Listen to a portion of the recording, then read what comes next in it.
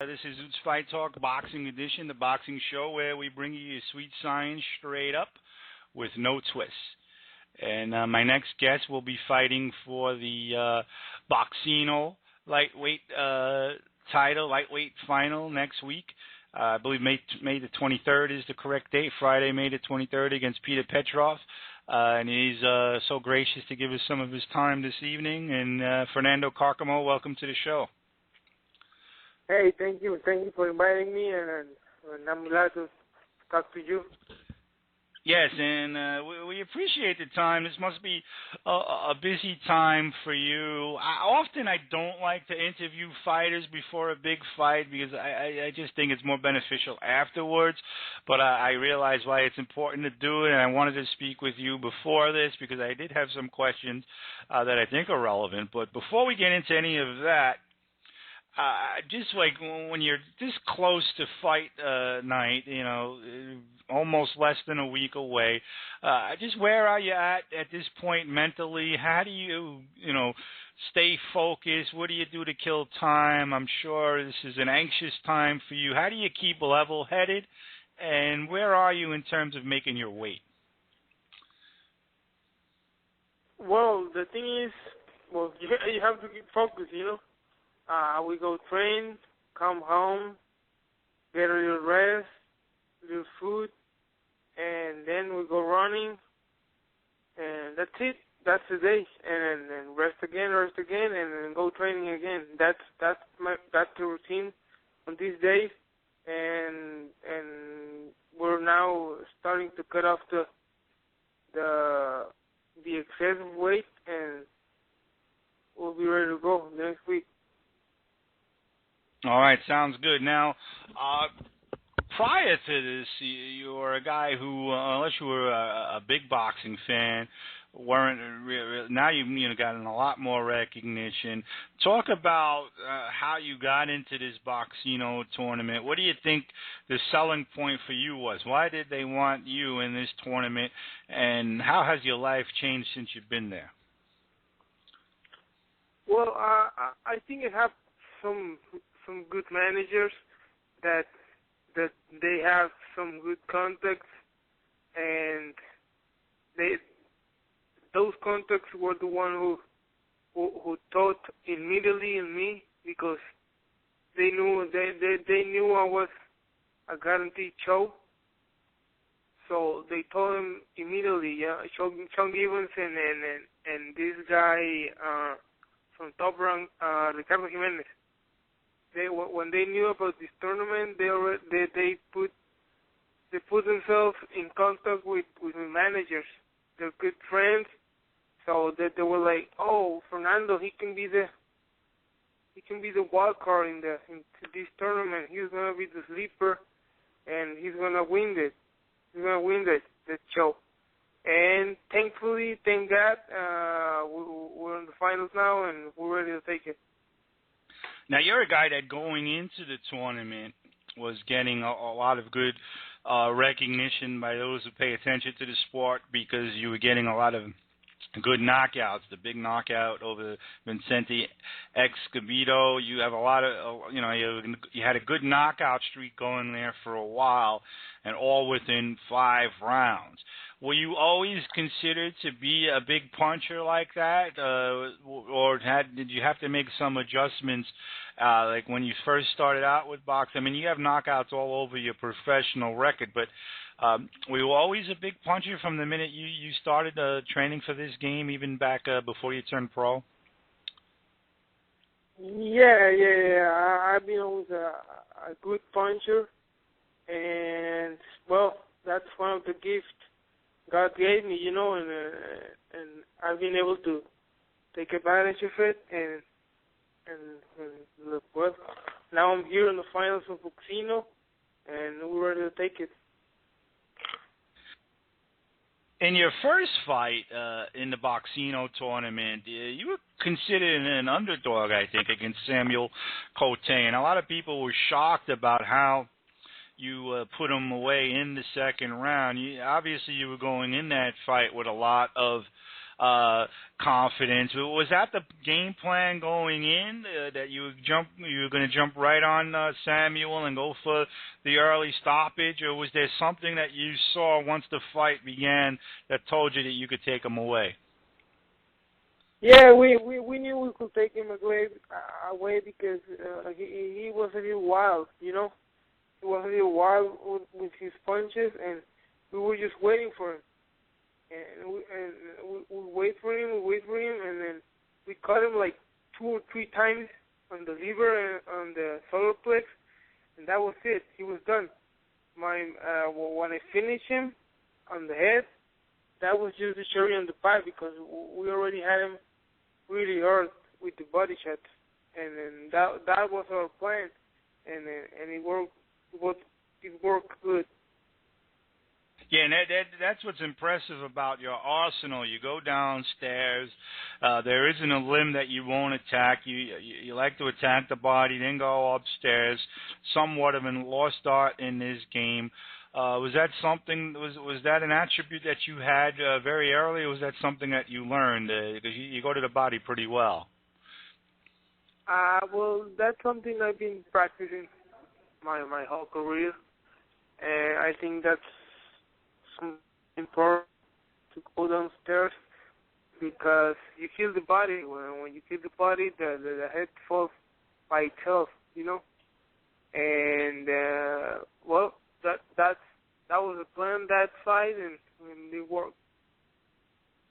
Now, a lot of people are a little apprehensive, a little wary to go downstairs, Fernando, because it opens themselves more to be counted upstairs. You're a guy that seems like you're not afraid to take a shot, and you seem to take a good shot pretty well. Were you a guy that was always in combat? What was your background like? Were you a guy that was on tough streets where you got into a lot of fights and just learned at a very early age that sometimes you got to take a punch to make things happen? Yeah. I used to go in a lot of street fights.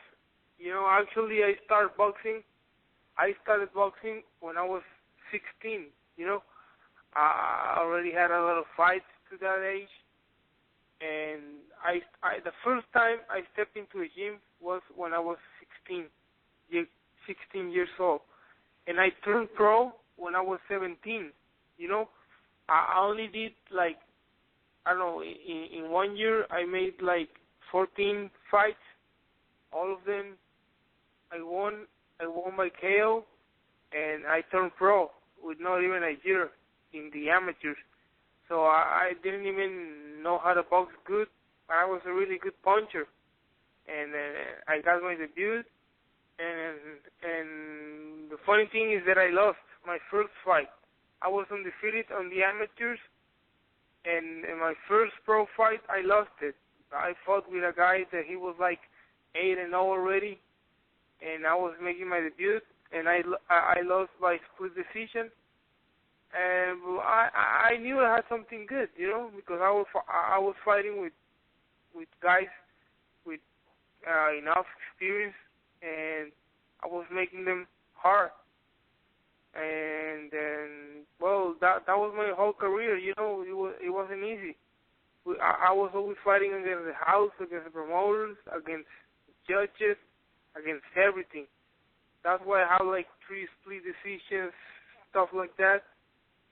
But the good thing is that we are now on track, and we're ready to go.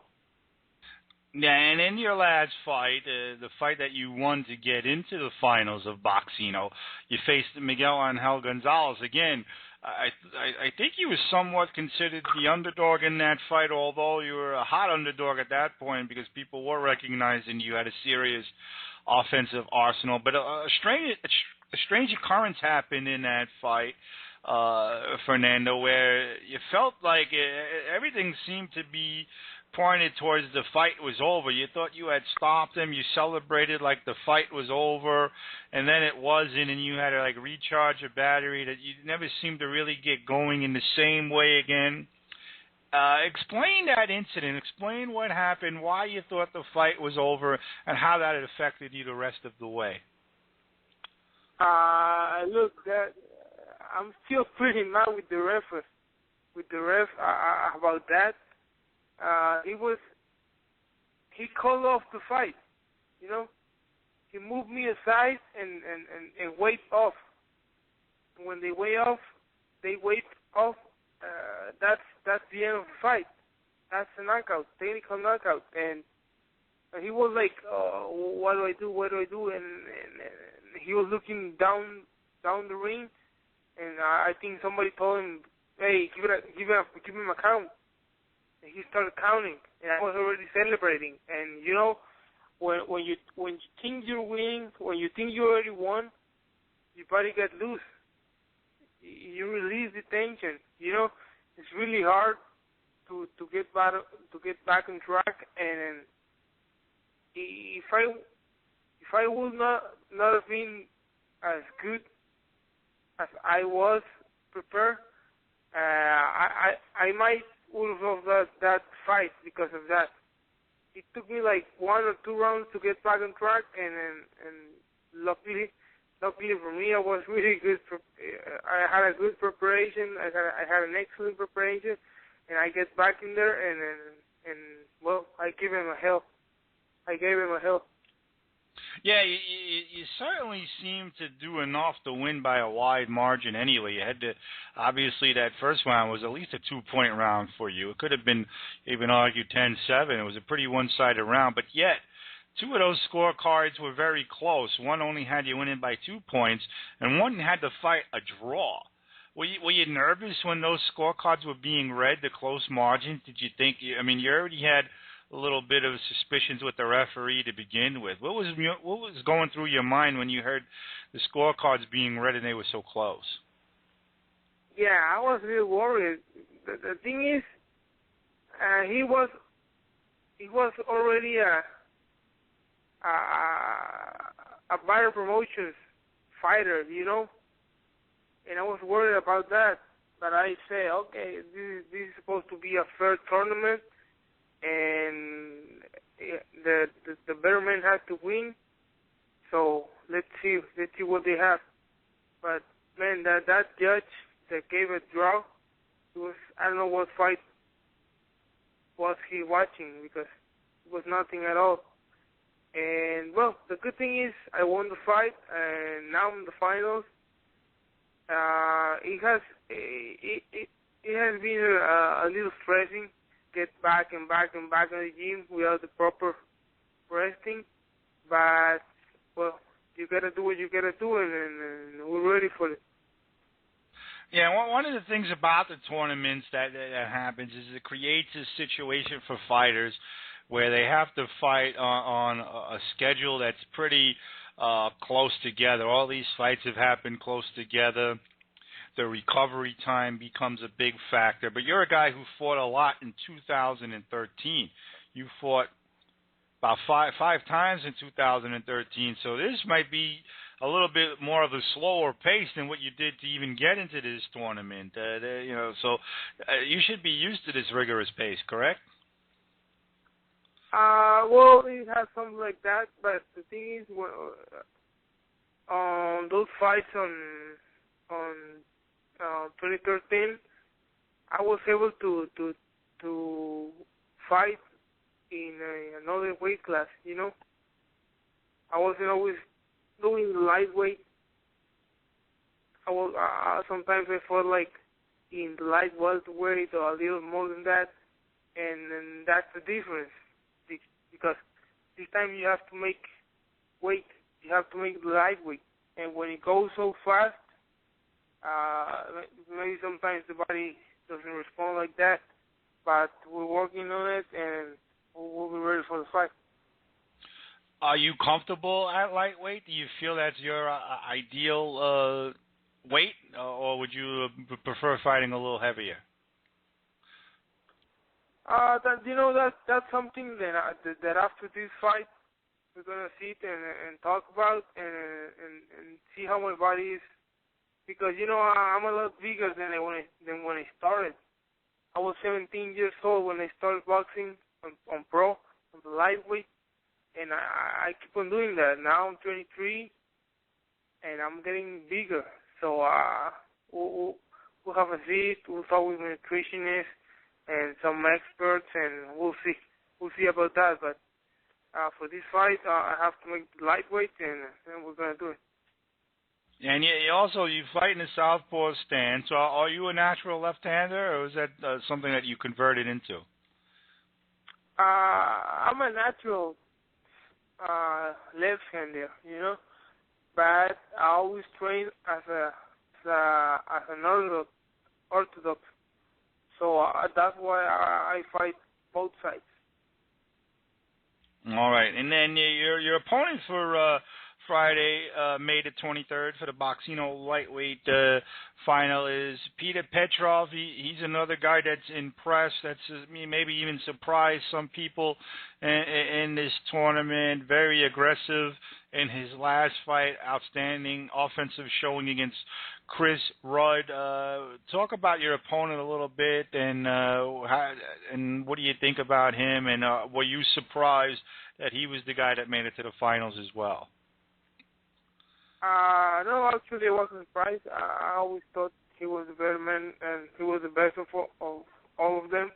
And from the first fight, I kind of knew he was going to be the man that I was facing in the finals. And yeah, it was an impressive win against Rod. But you look like that when you have no opposition in front of you, this guy Rod, he was really scared. You could have noticed that he was really scared. That I think the event was too much for him, and Petrov he did a great job, but it's nothing that I haven't seen before. Nothing that I haven't faced, and the only thing is that that's going to be a great fight for the audience. Yeah, certainly. I said prior that we got the best matchup in terms of giving us excitement. I expect it to be a very exciting fight. Fernando, you're tall for a lightweight, 5'11". You're usually taller than a lot of your opponents. You're obviously a lot taller than Petrov. Explain some of the things you like about the height advantage, and explain some of the things that sometimes have been problematic for you in the past for being so much taller than your opponents. Well, it can be whether a blessing or a curse, But the thing is that I have a really short range. My length is not that good for my height. But we kind of know how to work. We keep ourselves in a good distance, and then we go in. I like to fight in the inside because I think that's where my punches has a lot of more power, and that's why I'm always giving some really good fights. Yeah, definitely. You have the height, but you're listed at a 69-inch reach, which you would think would be a little bit more considering the height, but you make it work for you. Now, this fight is taking place in New York. You've been around the United States for this tournament, Nevada, North Dakota. Obviously, you've fought a lot in Mexico. There's always differences with the athletic commissions and all of that. Have you seen a major difference in athletic commissions and how the sport is handled over your long boxing career from different places? And if so, has one stood out as being a lot better and a lot easier to deal with? And has there been any that have been really bad? No, it's kind of the same thing. Some commissions are more strict than other ones, but it's all part of the show.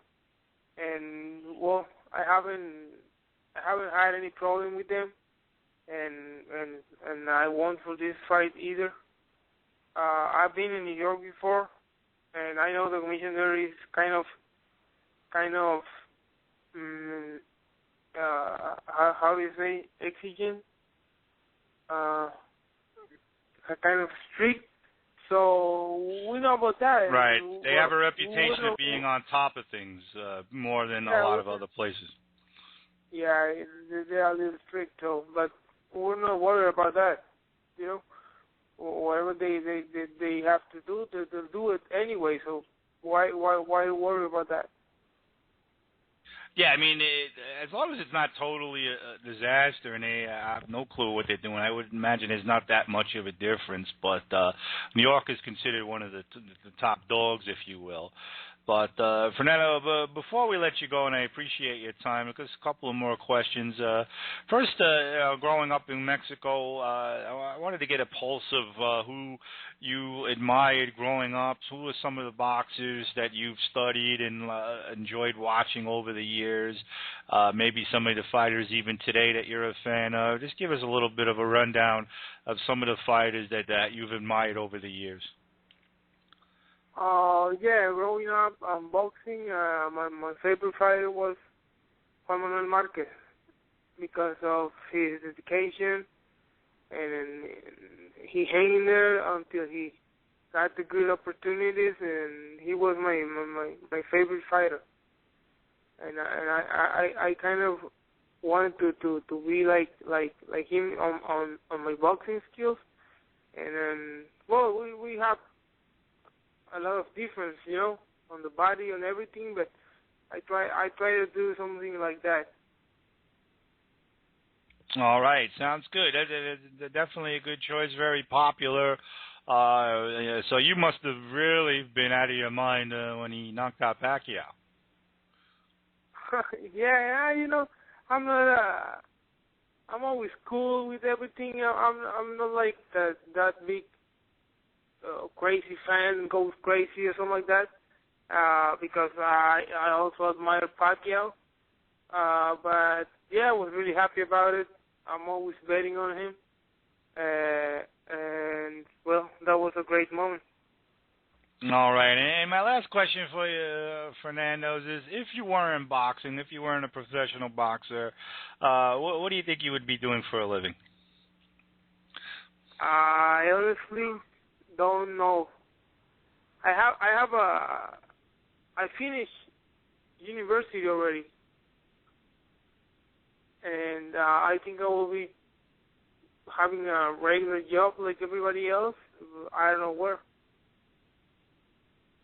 All right. Well, thank you for your time, Fernando. Last thing, just tell the fans what we should expect Friday. If there's anything out there you want to throw out there, a Twitter account or anything like that, I'll give you some final words for the fans, and we look forward to the fight May the 23rd.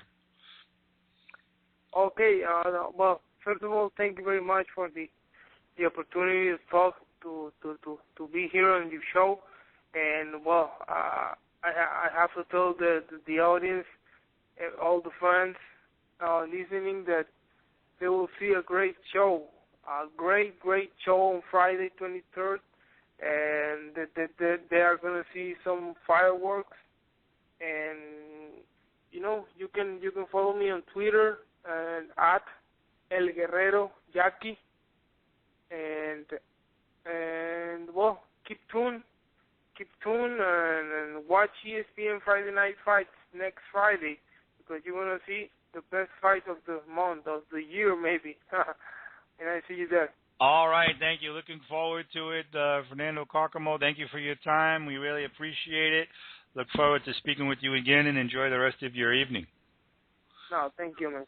See you later. All right, thank you. All righty, good stuff there.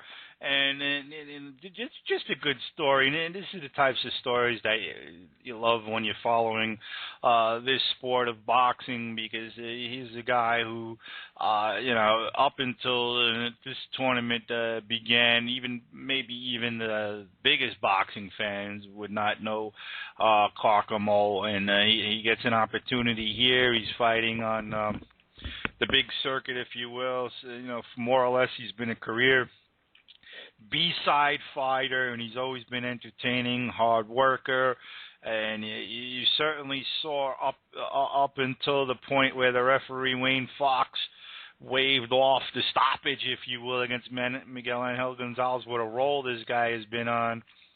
It started in April of 2013 when he stopped Juan Gonzalez, and obviously the big one with Escobedo, knocked out Sergio Rivera, won his first fight in the Boxcino tournament in very quick and impressive a fashion.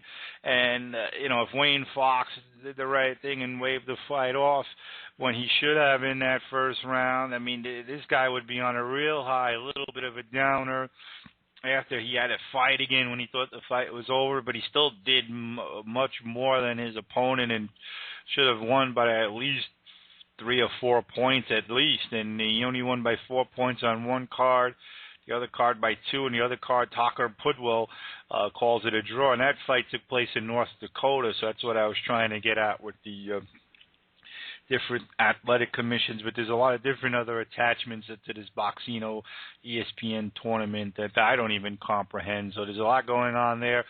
Obviously, Carcamo is a guy that upset the apple cart a little bit, beat some guys who were probably expected to be there, and that's always good to see as well. And he's fighting another, career warrior, if you will, hard-nosed guy, and Petr Petrov, who I'm trying to get on the show before the fight as well, but things have been happening where that's been falling through, most of it on my end. But I'll try and get something done with Petrov as well. Obviously, he's been very impressive as well, so it should be a good show next Friday on ESPN.